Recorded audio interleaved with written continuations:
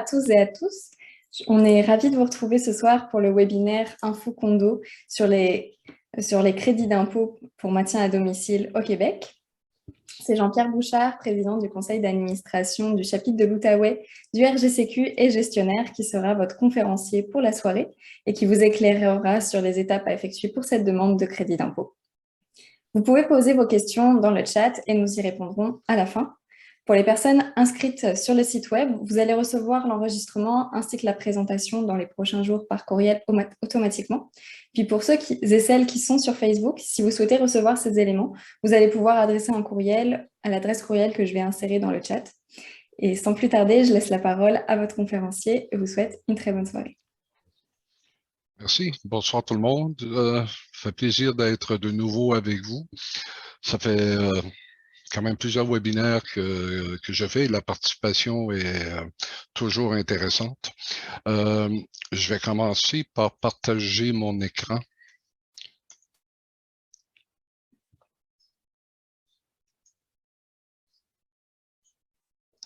Voilà. Puisque on est diffusé aussi sur Facebook et que plusieurs personnes sur Facebook ne sont pas membres, je vais faire un très court sommaire de qui nous sommes. C'est quoi le RGCQ? Donc, le regroupement des gestionnaires et copropriétaires du Québec. On a été fondé en 1999 par un groupe de 4 ou 5 personnes. À la tête était Maître Yves Jolicoeur, que tout le monde voit régulièrement dans les entrevues. Maître Jolicoeur est une sommité en copropriété et il en est d'ailleurs encore 22 ans plus tard le secrétaire général. Donc, et notre mission, dès le départ, était d'améliorer la gestion des copropriétés québécoises. Je vais vous dire d'entrée de jeu que très souvent, et j'ai vécu la même chose, lorsqu'on se retrouve pour la première fois membre d'un conseil d'administration d'une copropriété, peu importe notre vie antérieure, disons que ce n'est pas évident. Les règles sont très différentes et donc le RGCQ est là pour soutenir les administrateurs des syndicats ainsi que les copropriétaires. Depuis 22 ans, le RGCQ a eu une progression extraordinaire. On est rendu avec 3 chapitres. En 2008, les chapitres de Québec et de Gatineau ont été fondés. Donc, ici à Gatineau, ça fait déjà 13 ans que l'on existe. Et on est rendu qu'on représente 86 000 unités de condos au Québec. Dans les premières années, c'était vraiment là à Montréal, mais j'en profite pour saluer aussi. Je sais qu'il y a des participants de partout au Québec, de l'Abitibi jusqu'en Gaspésie, par l'Estrie, le Saguenay-Lac-Saint-Jean, la Rive-Sud de Montréal, Laval et partout. Et maintenant, nous avons dépassé les 2200 syndicats qui sont membres du RGCQ. Donc, nous sommes le plus gros regroupement en copropriété au Québec. Et notre réputation auprès des gouvernements et des autres partenaires n'est plus à faire et on a atteint une notoriété assez importante. Donc, c'est un peu, c'est ça que nous sommes. Maintenant, le RGCQ a aussi établi des partenariats qui sont importants. Le premier avec l'École des sciences de la gestion, l'ESG de l'UQAM. Pour ceux qui sont intéressés soit à faire carrière en copropriété ou simplement d'approfondir leurs connaissances en gestion et administration des copropriétés, nous avons un partenariat avec eux qui donne, je pense que c'est 6 ou 8 modules maintenant, là, qui pour approfondir sur différents chapitres, le légal, la comptabilité, enfin, il y a pas mal de tout. Et un autre partenariat extrêmement important que nous avons, c'est avec le site web condolégal.com. Si vous regardez à l'écran, en date d'aujourd'hui, plus de 34 600 membres. Je vous suggère vraiment, c'est une source d'information qui est absolument fabuleuse du côté légal. Toute problèmes juridiques que vous pouvez avoir, aux questions juridiques, je vous suggère d'aller sur condolégal.com. Donc, je vais reparler à la fin, là, mais le RGCQ est un organisme sans but lucratif. Donc, pour ceux qui ne sont pas membres, pour devenir membre du RGCQ, là, l'abonnement annuel fonctionne selon le nombre de la grosseur du syndicat, le nombre d'unités que vous avez. Ça varie, disons, là, entre 200 et 400 $ par année. C'est pas une fortune pour tout ce que ça peut vous apporter. Vous recevrez, tous les administrateurs du syndicat reçoivent aussi la revue Condo Liaison qui parle de l'actualité des condos au moment où ça se déroule. Donc, si vous n'êtes pas membre, je vous invite à aller consulter notre site web à rgcq.org et de regarder tous les avantages que ça peut vous donner. Donc, un des exemples de ce qu'on fait au RGCQ, on donne des formations, il y a des colloques, il y a des différentes activités. Ce soir, c'est un exemple du genre d'information que le RGCQ donne à ses membres. Le crédit d'impôt pour maintien au domicile au Québec est vraiment quelque chose d'unique au Québec.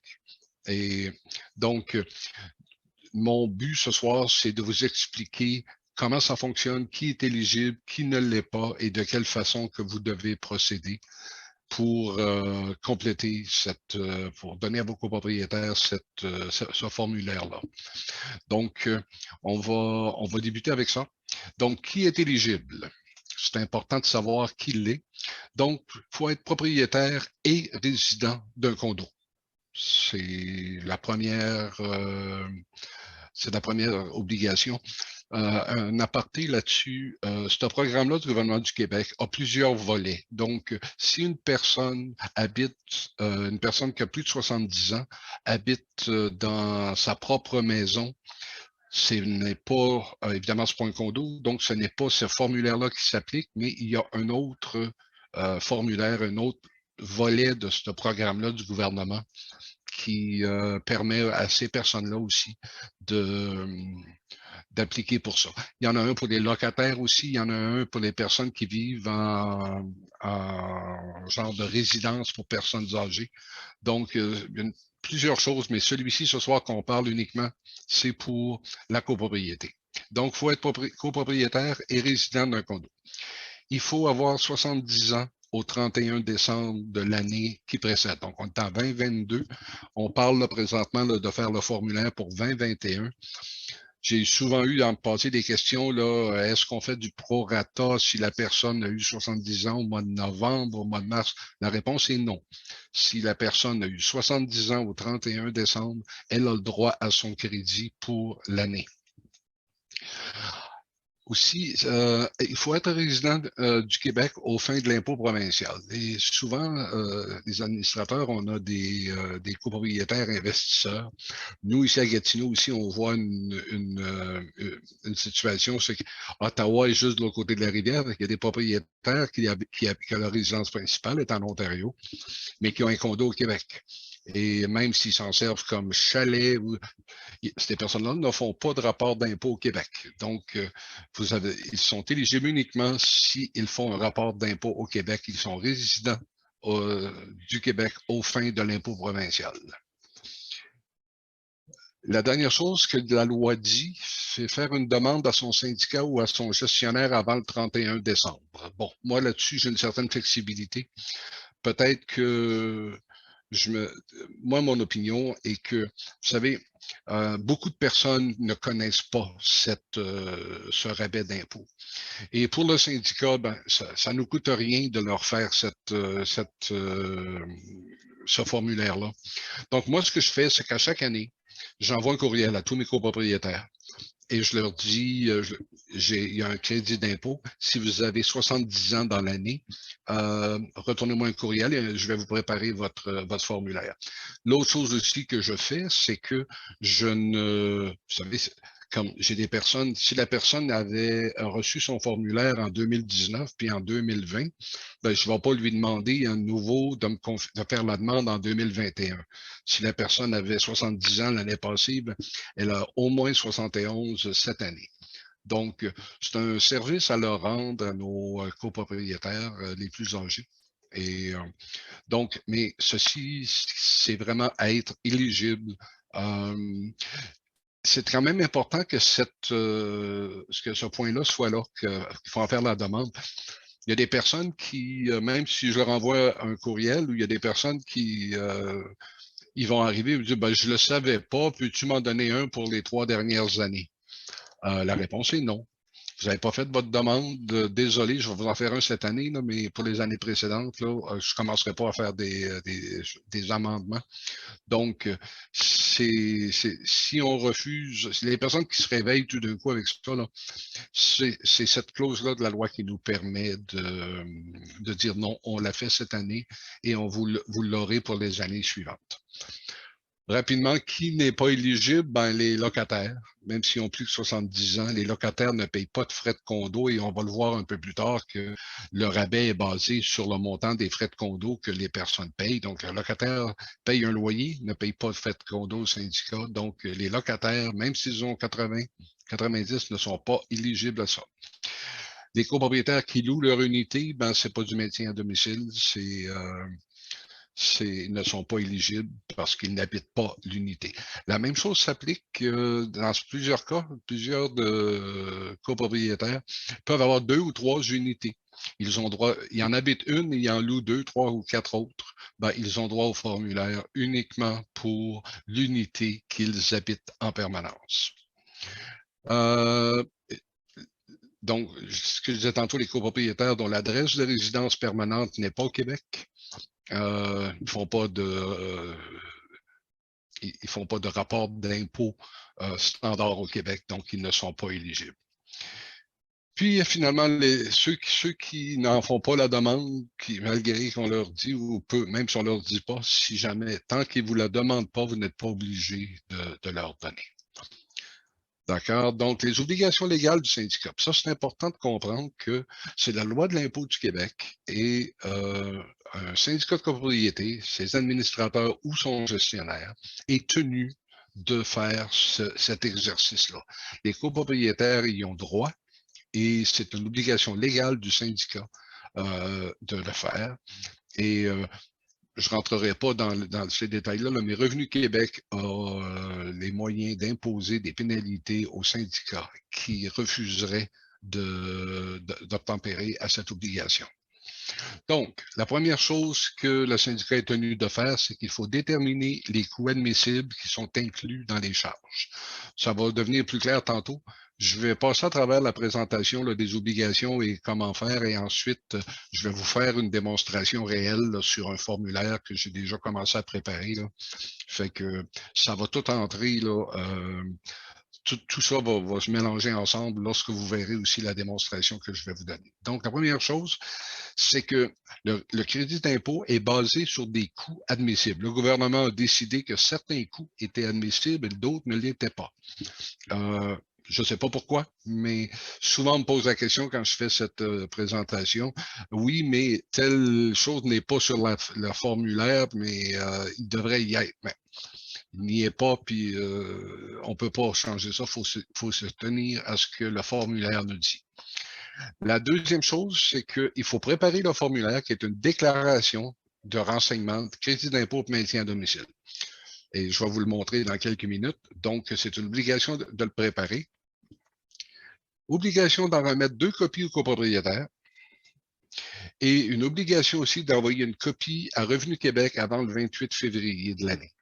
Et ça, là, c'est la même obligation. Le syndicat est comme vous recevez ce qu'on appelle nos T5, nos T4. Là, tout le monde a jusqu'au 28 février pour remettre aux personnes les T4, les T5. Bon, ben ça, c'est un TPZ, là, mais c'est dans les mêmes cadres que toutes ces choses-là. Et on est en plein dedans. Là. Tout le monde en reçoit de ce ainsi. Donc, c'est l'obligation légale du syndicat. Maintenant, une chose importante, c'est que des fois, ça se complique un peu, là.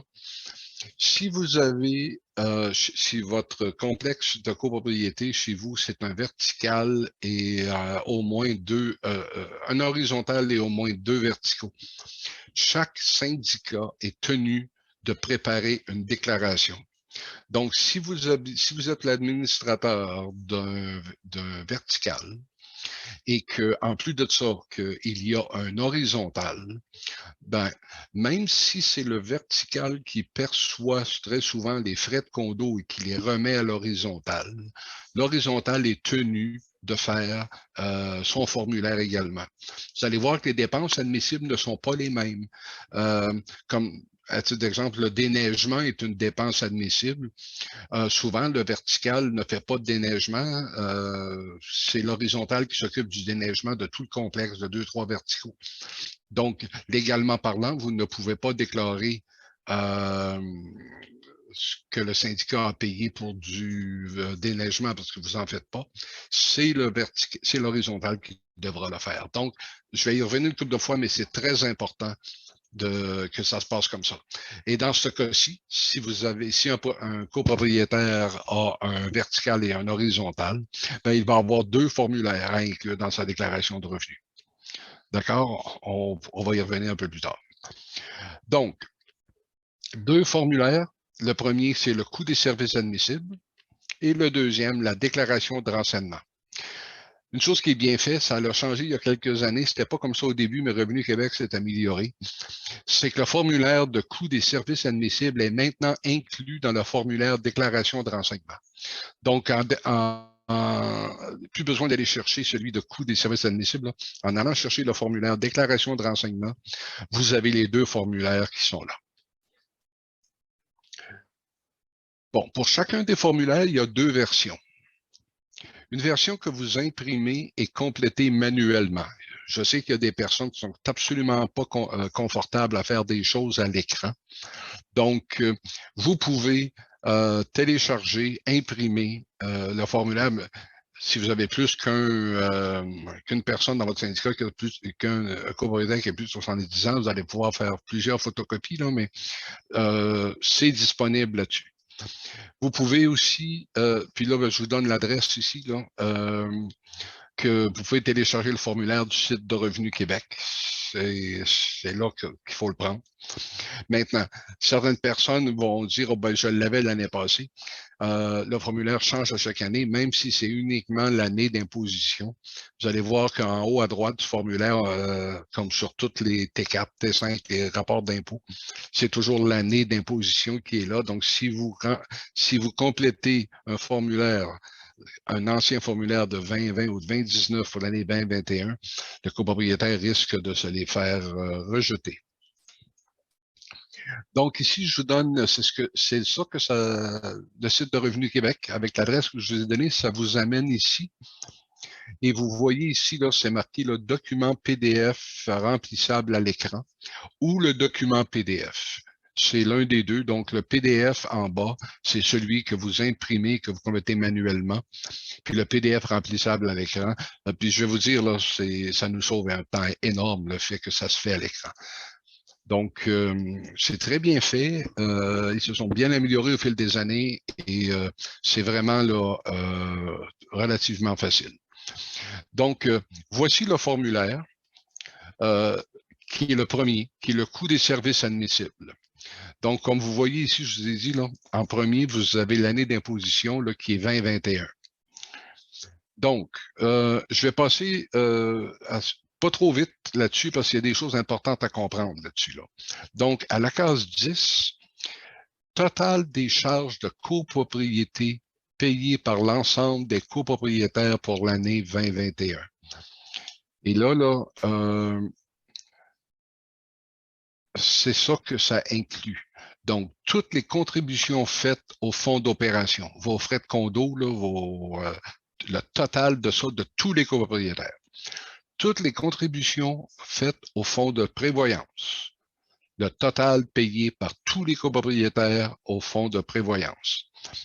Toutes les contributions faites au fonds d'auto-assurance. C'est nouveau, ça? Beaucoup ont commencé cette année ou l'an dernier, mais c'est inclus dans le total. Si pendant l'année 2021, vous avez fait une cotisation spéciale, le montant total des cotisations spéciales payées par tous les copropriétaires euh, doit être inclus dans ça. Montant payé pour partie commune à usage restreint. Le plus bel exemple que je peux vous donner, c'est que certaines personnes ont accès à un garage intérieur, d'autres l'ont pas. Il y a des frais supplémentaires pour le garage, les stationnements. Il y en a qui ont un jardin sur la couverture, un penthouse, peu importe, là. On parle là de tous les frais payés au total dans l'année par tous les copropriétaires. Je devrais peut-être pas, je fais une précision ici, je devrais peut-être pas marquer dire le montant payé, c'est le montant facturé. Même si vous avez, il ne faut pas aller se bordrer vous avez fait une cotisation spéciale de 5 000, il y en a un qui a encore, qui l'a pas payé puis qui doit encore 800 pièces dessus, là. Ça, c'est un compte recevable, mais dans les faits, le montant a été facturé en 2021, il est inclus dans ça. Ce que plusieurs d'entre vous aimeront moins, vont moins aimer ou apprécieront pas beaucoup, c'est que ces montants-là, ça doit représenter les contributions faites du 1er janvier au 31 décembre pour cette année, le 2021. Peu importe votre année financière. Donc, si vous avez une année financière qui commence le 1er mai, qui se finit le 30 avril, désolé, mais vous devrez aller chercher vos chiffres du 1er au 30 avril de l'année d'avant et du 1er mai au 31 décembre de l'année courante. C'est vraiment, Revenu Québec fonctionne avec l'année financière, l'année civile. Donc, c'est vraiment toutes les contributions qui sont là pour 2021. Donc, vous faites un total de tout ça et le grand total, vous l'inscrivez ici à la case 10. Et c'est ici là, que je vous donne, que je vous disais, là, le gouvernement a déterminé certains montants qui sont admissibles, d'autres ne le sont pas. Donc, regardons à la ligne 11, l'entretien ménager, je ne l'ai pas, pas tout, là, mais l'entretien ménager, par exemple, le balayage, l'époussage, le nettoyage des aires communes, que sont l'entrée principale, les couloirs, les escaliers, les cabines d'ascenseur, puis le bureau d'administration. Tous les frais que le syndicat a payés pendant l'année pour ces choses-là, vous marquez le total ici. Nettoyage des tapis, des meubles et tout ça, bon. Donc, vous marquez le total et la ligne 15. Pourquoi ils l'ont fait comme ça, je ne le sais pas, mais la ligne 15, il y a un premier sous-total, mais tout ça va s'ajouter ici là, à la ligne 36. Ensuite, ben, vous avez comme deuxième section, nettoyage de l'extérieur de l'immeuble, les fenêtres, les gouttières, le ramonage de cheminée, c'est ici. L'entretien de la piscine extérieure, y compris l'ouverture et la fermeture. S'il y a un spa extérieur ou un terrain de tennis, tout ça, ça va ici. La fertilisation, l'arrosage et la tonte de gazon. C'est un peu ça que je disais tantôt. Souvent, le gazon est fait par l'horizontale, si vous avez ça chez vous. La taille des haies, le bêchage et bon, ramassage des feuilles. Donc, tout ça est là. Vous devez, pour chacun de ces items-là, là, 21 à 30, vous marquez le montant que le syndicat, là, on ne parle pas là, de ce qu'une personne aurait pu payer. C'est le montant que le syndicat a payé pour le total de ces dépenses-là pendant l'année entre le 1er janvier et le 31 décembre. Vous en faites le total ici et ici, le montant, la ligne 36, puis si vous le faites avec à l'écran, ça se fait tout seul. Les totaux se font tout seuls. Là, donc, vous additionnez tout ça, puis vous arrivez à cette ligne-là. Donc, et c'est là que, lorsqu'on parle du total des montants perçus par le syndicat, qui est la case 10, un vertical, lui, a son total qu'il a perçu. Dans ce montant-là, il a perçu certains frais qu'il a remis à l'horizontale. Donc, vous devez déduire du total, du grand total, le montant que vous avez remis au syndicat horizontal. De l'autre côté, l'horizontal, lui, va prendre le montant payé par toutes les phases, tous les verticaux. Parce qu'il fait le déneigement pour tout le monde, il va se permettre ces dépenses de déneigement vont être pour tout le complexe. Et les chiffres vont être complètement différents. Donc, l'horizontal n'aura pas les mêmes chiffres. Il doit prendre le total de tout le monde pour ça. D'accord? Tout ce que je disais tout à l'heure, les sections 2 et 3, les montants payés par le syndicat à chacun des postes. Et si le syndicat n'a pas engagé de dépenses pour un item, vous inscrivez 0. Et ensuite, les montants doivent représenter les contributions faites du 1er janvier au 31 décembre. Donc, vous vous retrouvez avec le grand montant en bas, à la ligne 36. Ça, c'est le montant total des frais admissibles pour votre syndicat. Ce formulaire-là, qui est la page 1, là, qui est le premier des 2 formulaires inclus dans le même, là, vous le faites qu'une seule fois. Il n'y a qu'un seul total de la ligne 36 pour tout votre syndicat. C'est important de comprendre ça, là. C'est que ce sont les frais admissibles pour le syndicat, qui est le grand total de tout ça. On ne remet pas ce formulaire au copropriétaire. Puis, on n'envoie pas ce formulaire-là à Revenu Québec non plus. Revenu Québec nous dit que vous le conservez dans vos dossiers au cas où Revenu Québec vous pose des questions. Ça fait 15 ans que je fais le formulaire et on ne m'a jamais posé de questions, là, mais ça ne veut pas dire qu'ils le feront jamais, mais bon, c'est pas arrivé, mais ça peut arriver. Donc, je répète, ce formulaire-là, on ne le fait qu'une seule fois, le calcul des coûts admissibles, et on ne le remet pas au copropriétaire et on ne le remet pas à Revenu Québec. Ensuite, on est rendu à l'étape 2. Donc, on fait la déclaration de renseignement. Et ça, c'est encore là, c'est le même formulaire qu'on peut... et la même chose que j'ai dit tout à l'heure, si vous ne voulez pas le remplir à l'écran, vous le faites, vous le téléchargez, vous l'imprimez et en faites des copies et vous en remplissez un pour chacun des copropriétaires qui en a fait la demande. Donc, c'est la même chose. Je voulais aussi vous montrer une petite chose. Oups. Des fois, la souris est trop...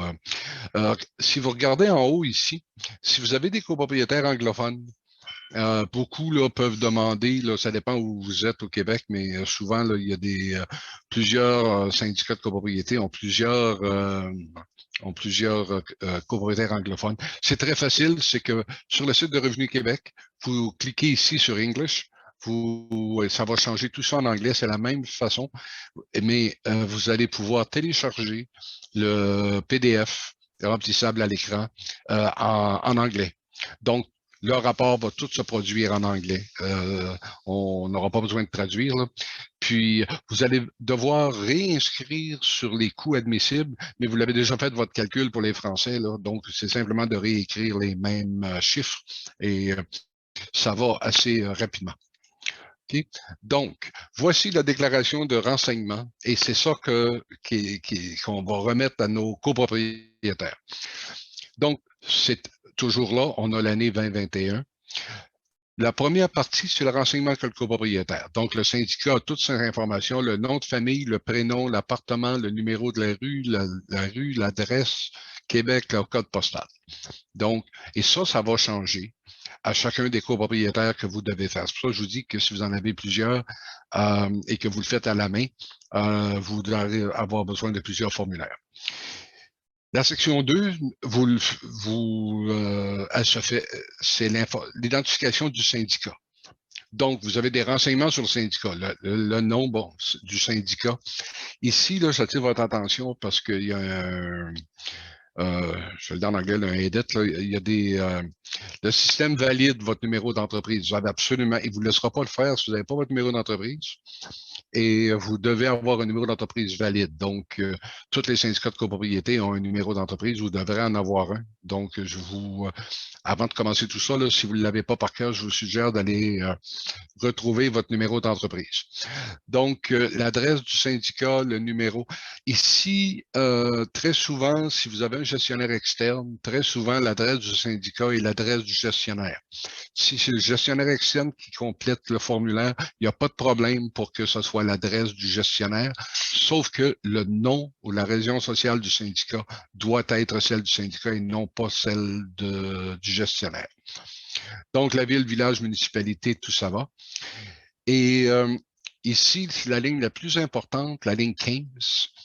Vous avez, ici, vous devez indiquer le montant des charges de copropriété payées par les personnes de la partie 1. Donc, vous préparez ce formulaire-là pour Jacques Tremblay. Bien, vous devez ici, à la ligne 15, inscrire le montant de toutes les sommes payées au syndicat ou chargées par le syndicat, là, même s'il y a un sol en souffrance, là, mais payées par le syndicat au cours de l'année 2021. Et je vais me répéter, mais c'est les montants des charges communes, des fonds de prévoyance, du fonds d'auto-assurance, des cotisations spéciales, des frais de stationnement pour les parties communes à usage restreint. Tout ce qu'il a payé au syndicat, ça va ici. Et si vous le faites à la main, ben, ici à la ligne 16, vous allez devoir rentrer le montant qu'on avait à la ligne 36 du premier formulaire, là, le montant des charges admissibles. Okay? Vous entrez ça ici. Et la ligne 17, ce qui est le montant total des montants payés par tous les copropriétaires. Et bon, multiplié par 100, c'est une règle de 3 et ça vous donne un pourcentage. Et vous allez voir sur le... C'est ici, là, avoir le formulaire qu'on remplit à l'écran est le plus facile, c'est que la machine fait tous les calculs automatiquement. Et ça vous donne à la fin, basé sur le montant que les charges communes que payées par Pierre Tremblay, multiplié par le pourcentage de dépenses admissibles, ça lui donne le montant de son crédit d'impôt. Donc, puis je vais vous le montrer tout à l'heure dans la démonstration, ça va être... c'est assez facile, mais si vous faites à la main, j'avoue que si vous en avez 20 ou 25 à faire pour votre syndicat, ça peut être quelque chose de plus compliqué, là, mais bon. Et la section 4, qui est très important, qui est la signature, donc le représentant du syndicat, donc que ce soit un administrateur, que ce soit le président, le secrétaire, peu importe qui le fait, c'est un des administrateurs du syndicat ou encore le gestionnaire externe autorisé, le signe ici, inscrit sa fonction et la date. D'accord, donc je vais passer, ça c'est ici, ça vous donne, je l'ai fait un par un, là, mais ça vous donne encore le détail de ce qui va dans la déclaration à la page 3, donc comme je vous ai dit, toutes les contributions au fonds d'opération, de prévoyance et tout ça va ensemble. Encore là, que lorsqu'on calcule les frais, les montants payés par le copropriétaire, si vous êtes dans une situation de horizontale et syndicats verticaux, vous devez enlever du total le montant que vous avez remis au nom de ce copropriétaire au syndicat vertical. Horizontal. Et l'horizontal va prendre ces montants-là et va s'en servir pour le deuxième formulaire que la personne va recevoir. Donc, et ce qui est important aussi, c'est qu'un horizontal doit inclure le montant total des contributions de chaque copropriétaire de tous les verticaux. Fait que souvent, vous avez un horizontal, là, vous avez 4 bâtisses de 6. L'horizontal s'occupe du gazon, du stationnement des vidanges, des choses, du déneigement des vidanges et tout ça, là. Et le monde, des fois, ils ne pensent pas qu'ils payent des frais de condo à l'horizontale parce qu'ils sont souvent perçus par le vertical. Mais tous les mois, tous les 6 mois, peu importe la fréquence, le vertical remet au syndicat principal des frais. Et où ce que ça devient un peu plus fastidieux, là, le vertical, s'il les perçoit au nom de l'horizontal, doit informer le vertical. L'horizontal, combien chacun des propriétaires lui a remis. Souvent, là, le syndicat principal ne reçoit que le transfert, là, puis il ne fait pas la comptabilité par copropriétaire, mais dans le but de préparer ce formulaire-là, il en a besoin de savoir combien chacun lui a donné. Une autre question qui m'a été posée souvent, c'est que si vous avez deux indivisaires, ceux qui ne sont pas trop familiers avec le jargon de la copropriété, là, vous avez des copropriétaires, mais si la même unité est détenue par plusieurs personnes, Prenons le monsieur, madame, sont 50-50 ont acheté le condo à deux. C'est ces personnes-là qu'on appelle des indivisaires. Donc, s'ils sont deux propriétaires et que les deux ont 70 ans et plus, ben, les personnes ont le choix suivant. Ils peuvent demander un seul formulaire pour un seul indivisaire. De la façon maintenant que ça fonctionne là, avec l'impôt, c'était pas comme ça il y a 15 ans, mais maintenant avec le partage là, l'affractionnement des revenus entre les propriétaires, souvent c'est plus avantageux de déclarer ce formulaire-là sous le nom de la personne qui a le plus haut revenu imposable pendant l'année. Donc, ça va réduire le revenu imposable. Ça peut avoir une importance. Donc, une personne des deux gagne 70 000, l'autre en gagne 20 000, ben, c'est plus profitable vis-à-vis du côté fiscalité d'appliquer le rabais d'impôt sur la personne qui fait 70 000 comparé à celle qui fait 20 000. Donc, c'est le choix des personnes de demander un seul formulaire, puis on va dire, bon, tu fais le formulaire à mon nom, au nom de madame. OK. Donc, vous le faites comme ils veulent. L'autre possibilité, ils peuvent, parce que parfois, là, les deux personnes ne peuvent pas être des conjoints. Il peut y avoir différentes personnes qui sont propriétaires. Si les deux désirent avoir un formulaire, ça ne cause pas de problème, sauf que c'est important de savoir quelle est le pourcentage que ces personnes-là ont. Normalement, le notaire, dans son acte d'achat, si le notaire n'a rien mentionné dans l'acte d'achat, les personnes sont 50-50. Donc, gardons ça simple ce soir, là, disons qu'on parle de 50-50. Bon, ben, si quelqu'un a payé, disons, 300 pièces par mois, ça fait 3 600 pour l'année de frais de condo, et qui sont deux indivisaires et les deux ont 70 ans et plus, ben, puis les deux veulent un formulaire, donc vous allez, le total des charges payées par chaque indivisaire va avoir payé 1800. On divise le montant en fonction du prorata que ces personnes-là ont. Et j'espère que vous comprenez aussi que les administrateurs ou les gestionnaires, que vous connaissez ce taux-là parce que pendant les assemblées des copropriétaires, les indivisaires aussi ont le droit de vote. S'ils sont 50-50, puis l'unité a un vote, bien, chaque indivisaire a un demi-vote. Mais j'ai vu très souvent des personnes là, qui en a un qui a 70 l'autre a 30. Je n'ai vu un la semaine dernière qui sont trois. Un a 66 les deux autres ont un sixième, un sixième. Donc, si ces trois personnes-là demanderaient le formulaire, qui auraient tous les trois 70 ans et plus, ben, un aurait 66 du montant payé et les deux autres auraient là, un sixième du montant payé. C'est leur choix et de le faire de telle façon. Mais règle générale, c'est quand même assez rare qu'ils vont rentrer dans toutes ces choses-là. Ça m'arrive des fois que j'en ai eu à préparer, mais la grosse majorité vont dire non, tu m'en donnes juste un, puis ça va. Et l'autre chose aussi, hein, c'est que moi, je ne pose pas de questions sur qui a payé les frais de condo pendant l'année. Très souvent, là, vous avez comme deux personnes qui sont copropriétaires. Des fois, des frais de condo par prélèvement préautorisé, des fois, ça peut sortir du compte de banque de monsieur, de madame ou d'un compte conjoint. Moi, je ne me mêle pas de ça. Si l'unité a payé des frais de condo, si une personne me dit moi, j'ai 70 ans et tu me fais ma formulaire, parfait, ça ne me regarde pas, moi, qui les a payés. On lui remet le formulaire. Donc, suite à ce qu'on a rempli la déclaration, on imprime le formulaire. Le document imprimera les pages 3 à 6. On va voir ça dans quelques minutes. On remet au propriétaire les pages 3, 4 et 5.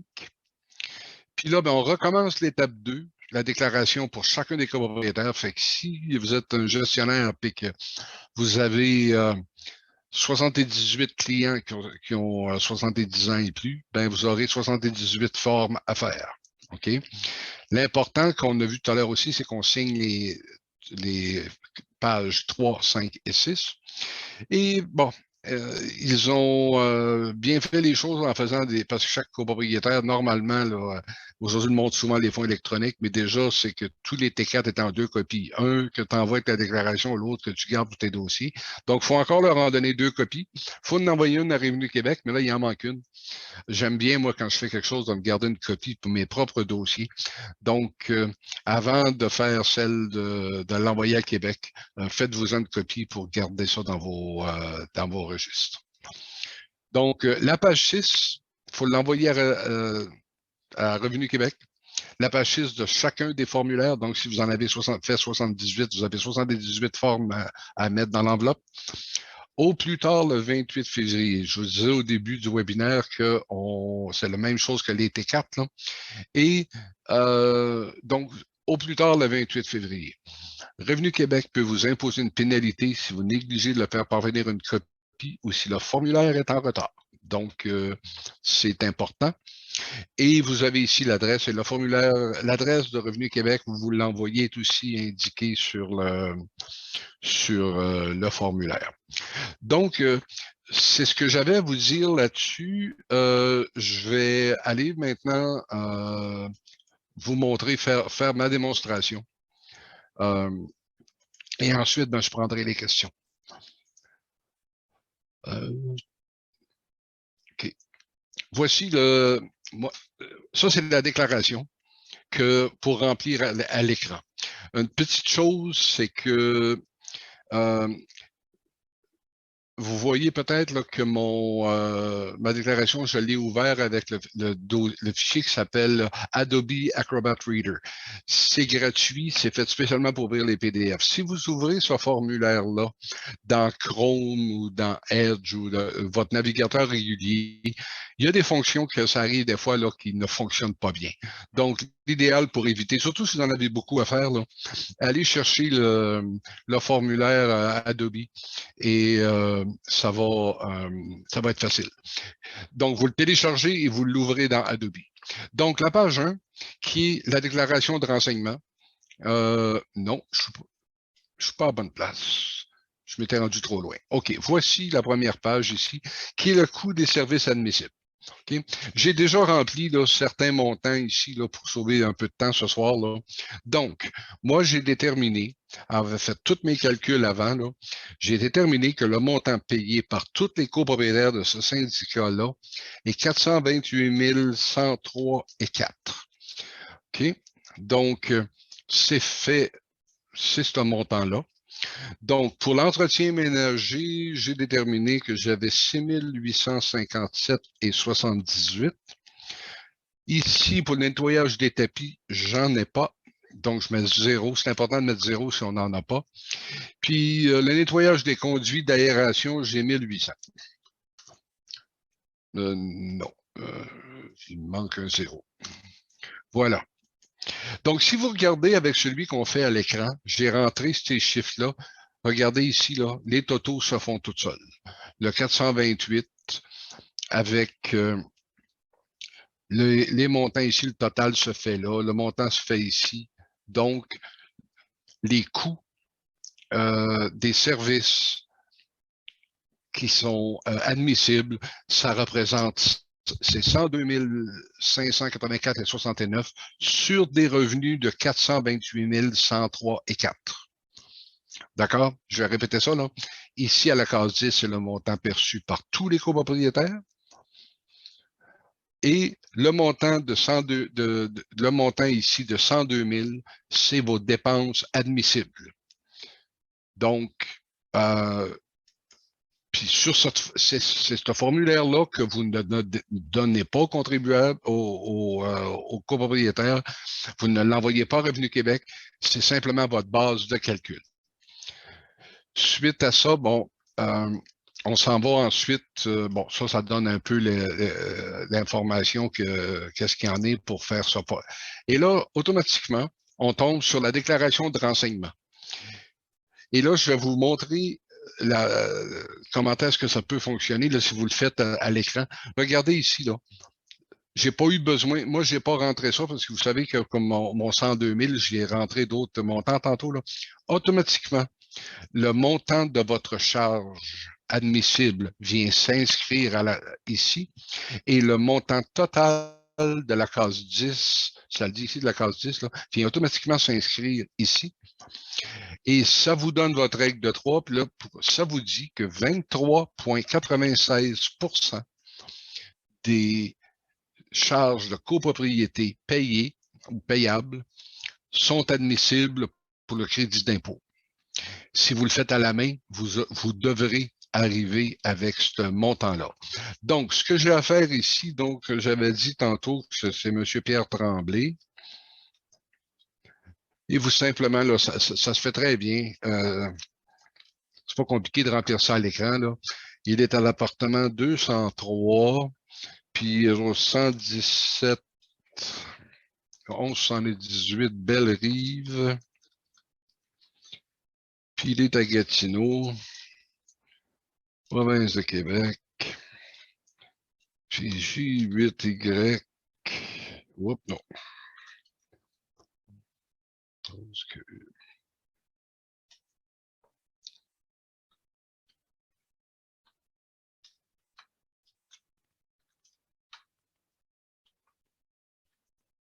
Voilà. Donc, ça, c'est l'identification de M. Tremblay. Et là, moi, j'avais déjà rempli là, les renseignements de mon syndicat. Ça, mon beau syndicat, mon NQ est là, 103 principal Gatineau, mon code postal, tout est beau. Et là, je calcule les frais de condo payés par M. Tremblay. Okay? Généralement, on fait ça à l'avance, on les calcule tous à l'avance.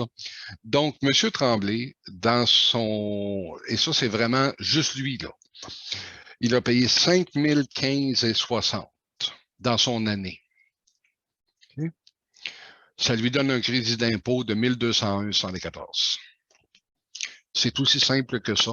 Et c'est pour ça que je vous suggère fortement, là, même si vous n'êtes pas trop familier avec les ordinateurs, c'est très facile de remplir ça à l'écran. Ça va vous sauver un temps énorme parce que toutes les calculs se font tout seuls. Donc, je répète, j'ai rempli l'identification du propriétaire, les renseignements du syndicat. Et ce montant ici, là, c'est le montant que M. Tremblay a payé. Et j'ai exclu de ce montant-là les montants qu'il a payés au syndicat horizontal. Okay? C'est exclu de ça. Ça me donne mon pourcentage. Okay. Donc, la déclaration de M. Tremblay est faite. Ici, ce que je vais faire, c'est que si vous regardez en bas, c'est indiqué imprimer la déclaration. Donc, je vais cliquer là-dessus pour imprimer la déclaration. Ça va m'imprimer les pages 3, 4, 5 et 6. Donc, ça, c'est la page 3. La page 4, c'est les renseignements qu'on remet aux copropriétaires aussi. Et si vous voyez là, la page 5, c'est exactement, le système a déjà tout entré ou transféré l'information Pierre Tremblay. Puis, il n'y a rien à remplir ici, là, parce que ça a tout été rempli sur la... Puis la page 6, c'est la même chose, c'est une autre copie de la même chose. Donc, je donne la page, la déclaration, plus la page d'information, plus une autre copie à M. Tremblay. J'en garde une, j'en fais une copie de mes dossiers et j'envoie la dernière à Revenu Québec. Ici, la signature, c'est important de mettre qu'une personne autorisée, donc un administrateur, si vous faites l'autogestion de votre syndicat, là, une des personnes le fait. Le gestionnaire, dans mon cas, c'est moi qui le signais. Le gestionnaire, c'est mon titre. Et la date d'aujourd'hui, je le fais comme ça. Si jamais vous êtes un gestionnaire externe, je vous suggère d'avoir une étampe. C'est toujours plus facile pour les autorités, si jamais ils vous cherchent, là, de savoir qui a fait ça. Parce que des fois, la signature, là, c'est pas trop lisible. Donc, pour permettre de faire ça. Maintenant, la beauté de la chose aussi, je vais revenir à la page 3 qui me permet là, de modifier des choses. Ici, ça me dit remplir une nouvelle déclaration. Malheureusement, quand je fais ça, là, le système efface tout. puis j'ai pas besoin. Fait que moi, ce que je fais, là, ça, c'est le numéro 1 est fait. Là, je vais effacer, je fais juste, je fais juste enlever ça ici. Bon, là, j'ai M. Gagnon ou Mme Gagnon, Thérèse.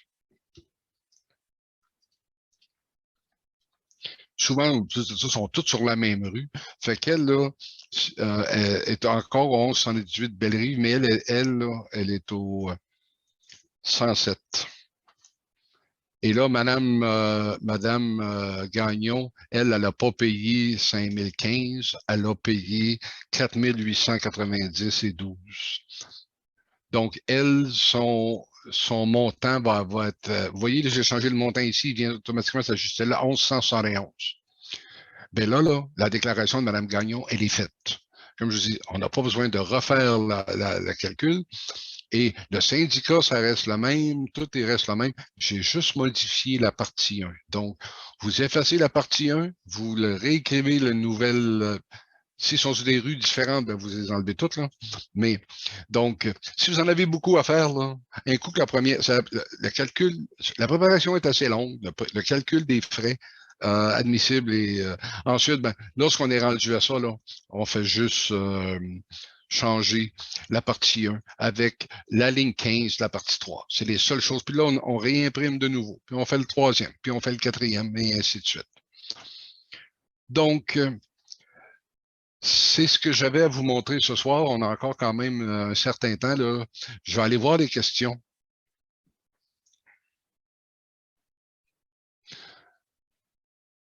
Bon, je veux dire, la personne me demande ils ont des conduits d'air extérieur, de sécheux et tout ça. Là. Ma réponse, elle est très simple. Si c'est une dépense payée par le syndicat et que ça correspond à la description du formulaire, oui, c'est admissible. Quelqu'un me disait qu'ils ont 10 verticaux et un horizontal, s'occupe du gazon, de la neige, des verticaux, s'occupe du lavage des fenêtres, tout ça, OK. Le syndicat horizontal n'a pas d'immeuble et ça, c'est très commun. C'est toujours comme ça. Le vertical, tous les appartements sont dans des verticaux. L'horizontal, lui, s'occupe de ses responsabilités. Mais pour payer son déneigement et de tout ça, ben, chacun des verticaux transfère des fonds à l'horizontale.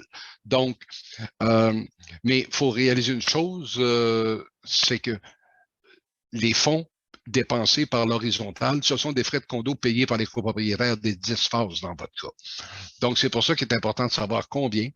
Et vous allez voir que, puis dans votre cas, ben, évidemment, dépenses admissibles déneigement, ben, chacun des 10 verticaux, ça va être 0. Puis l'horizontale, ça va être, il va tout mettre son montant là, le gazon, puis tout ça. Chacun a son type de dépense et les revenus ne sont pas les mêmes non plus. Donc, le total des revenus payés par tous les copropriétaires, vous allez inclure les 10 phases. Et ensuite, ben, le vertical va donner à l'horizontale le montant payé par chacun des personnes. Et ces personnes-là vont recevoir deux formulaires. Qu'est-ce qu'on entend par vertical et horizontal? Là, ça me prendrait 4 heures à vous expliquer ça. Si vous ignorez ce que c'est, ça veut dire que vous n'avez pas ça chez vous. Vous avez un seul syndicat, donc pas de problème là-dessus.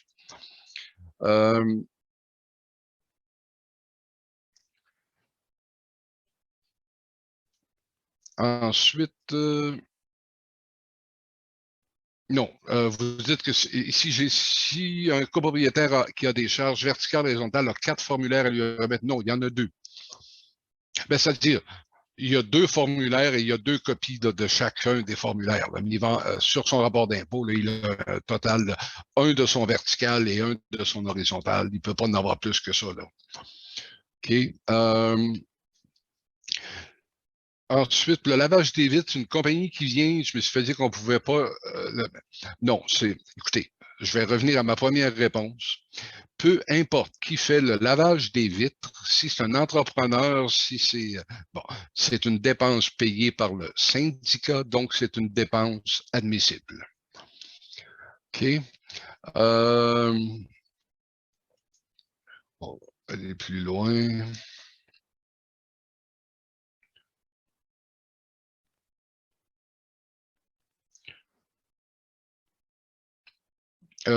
Monsieur Allard, la question vous demandez si c'est pertinent, là, si vous avez le droit de charger un montant pour faire ce formulaire. La réponse est non. Je ne sais pas si c'est interdit, là, mais j'ai jamais entendu parler de personne qui charge pour faire ce formulaire-là. Là. Je sais qu'il y a des entreprises qui le font, qui chargent au syndicat. Mais ma suggestion, c'est que si vous en avez beaucoup à faire, peut-être demander une compensation à votre syndicat pour le travail que vous allez mettre dans ça. Là. Mais je pense pas que c'est euh, approprié de charger des frais à chacun des propriétaires pour lui remettre ce formulaire-là. Votre employeur et les banques, ça ne vous charge pas pour vous donner vos T4. Là. Ça fait partie de. C'est une obligation légale du syndicat.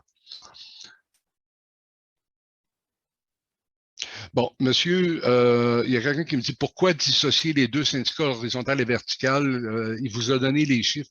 Il ne peut pas vous donner les chiffres, monsieur, parce que si on regarde la ligne 10, là, le montant payé par tous les propriétaires,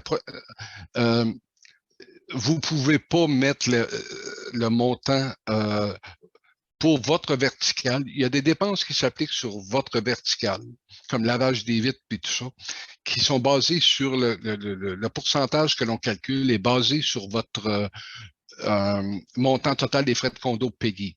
Donc, si vous collectez 100 000 $ de frais de condo de vos copropriétaires, puis vous avez 6 verticaux, mais l'horizontal, lui, là, premièrement, vous n'avez pas le droit de déclarer du déneigement si vous n'en avez pas payé. C'est pas vous qui l'a payé, c'est votre syndicat horizontal. Et le montant des frais de condo perçus par l'horizontal est totalement différent de celui que vous avez pour votre vertical. Donc, c'est...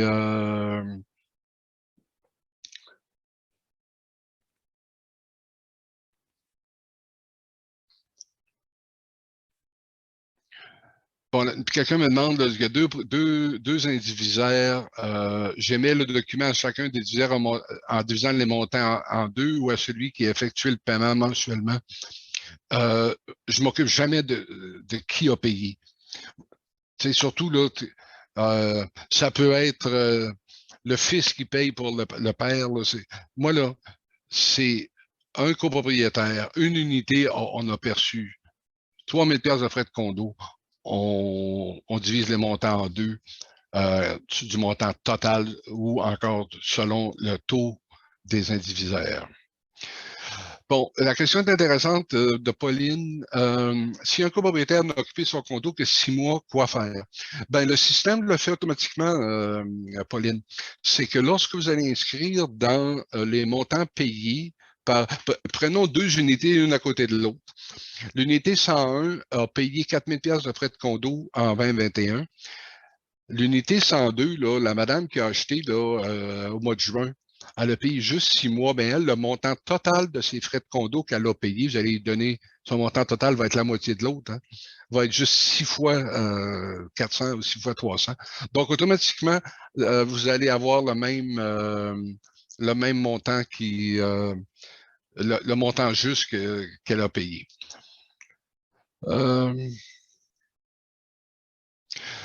Madame Chamberlain, le montant, écoutez, vous dites, oui, vous avez des personnes qui payent des montants différents tout le monde dans chaque condo paye des montants selon leur quote-part. On ne vous demande pas de diviser le montant par quote-part. La ligne 10 vous demande le montant total perçu de tous les copropriétaires et sur le deuxième formulaire de la déclaration, vous indiquez le montant payé par ce contribuable-là ou ce copropriétaire-là. Donc, écoutez, prenons un exemple, vous avez 4 étages. Ceux du bas payent un montant, ceux du deuxième payent un montant plus haut, ceux du troisième plus haut, puis ceux d'en haut payent des frais de condo plus haut. Ben, je vous l'ai montré tantôt quand je les ajuste. J'avais M. Tremblay et Mme Gagnon n'ont pas payé le même montant. Ben, ceux qui payent moins de frais de condo en bas, leur crédit d'impôt va être plus bas que ceux qui payent plus haut en haut. Mais la base de calcul reste le total de tout, de tout le monde. Sylvie, j'en ai aucune idée. Est-ce qu'il y a un montant de revenu maximum du copropriétaire? Ça n'est pas pertinent. on nous demande de lui remettre un formulaire. C'est entendu que si quelqu'un fait 400 000 par année, puis qu'il a 72 ans, puis on lui donne le formulaire, ben, peut-être que son 1000 pièces de déduction n'aura pas grand-chose, mais ça, c'est des lois de l'impôt. Puis, ce n'est pas pertinent à notre formulaire, notre obligation. La personne est propriétaire du condo, habite son condo, puis nous demande le formulaire, on lui en donne un et ça sera à son comptable ou à lui de faire tout ça. Je vous suggère aussi, si vous avez des questions, comme là, on me demande qu'est-ce qui est admissible et tout ça, là, vous pouvez aller sur le site de Revenu Québec aussi s'il y a des choses là-dessus, là, mais écoutez, je pense que les formulaires est assez précis.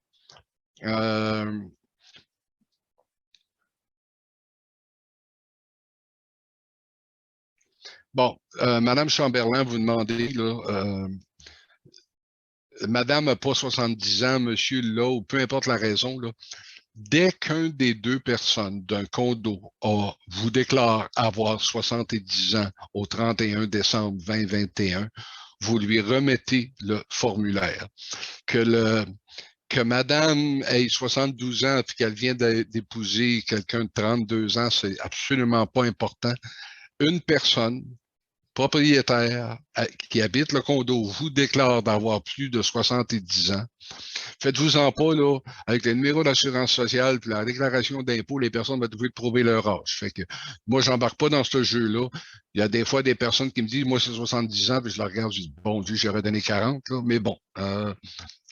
On me dit que vous me dites que vous avez 70 ans, je fais votre déclaration, là, ça vous donne ça.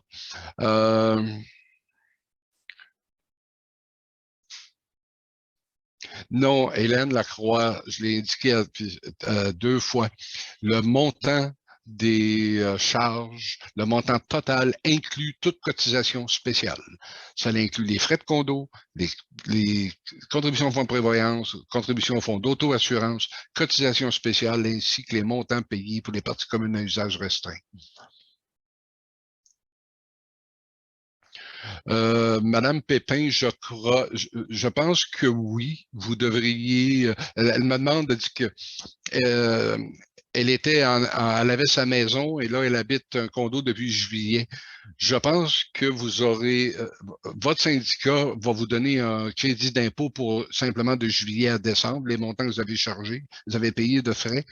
Et je pense que vous pourriez aussi qualifier là, sur l'autre programme pour une partie de l'année.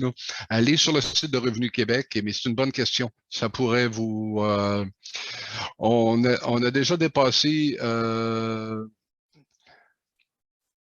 notre temps, mais je vais prendre une couple de dernières questions. Michel Lapalme, le formulaire n'a pas été complété dans le passé. La réponse est non.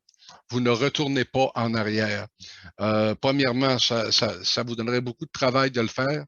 Et deuxièmement, il faudrait que les personnes fassent des amendés à leur déclaration d'impôt. Et tout ça, là, pour un petit crédit d'impôt, ça ne vaut pas la peine, mais non, c'est... Lise, oui, vous avez bien compris. Le syndicat horizontal aurait dû vous remettre un formulaire complété. Ce sera la même chose pour le CA du syndicat vertical. Maison de ville, c'est différent.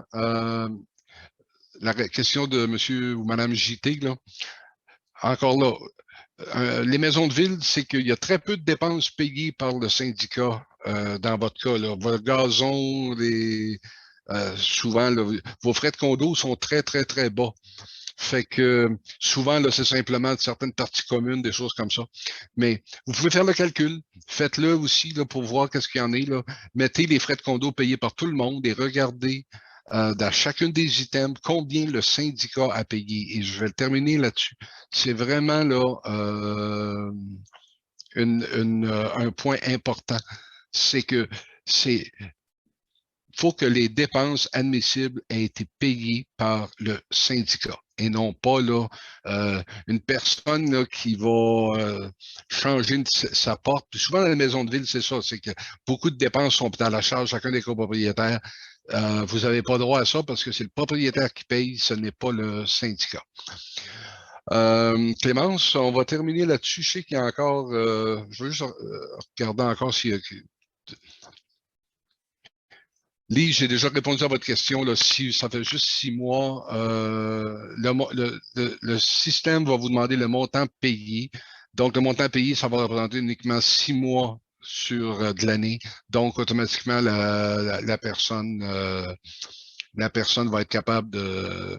Elle va avoir son crédit d'impôt comme la moitié de ce qu'elle aurait dû avoir pour une année pleine, et l'année prochaine, elle y aura dû. Monsieur Gamelin, j'ai déjà répondu à la question aussi, là.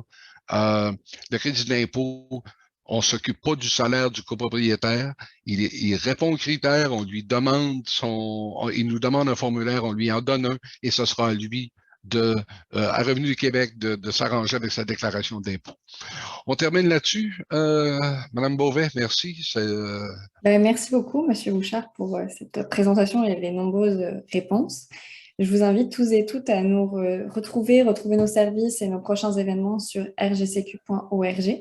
Pour les personnes qui sont inscrites sur le site web, vous allez recevoir la présentation ainsi que l'enregistrement par courriel automatiquement dans les prochains jours. Puis pour les personnes qui nous suivent en direct sur Facebook, vous pouvez envoyer un courriel à l'adresse qui a été indiquée dans le chat. Je vous remercie à tous et à toutes et je vous souhaite une très bonne soirée. Merci. À la prochaine.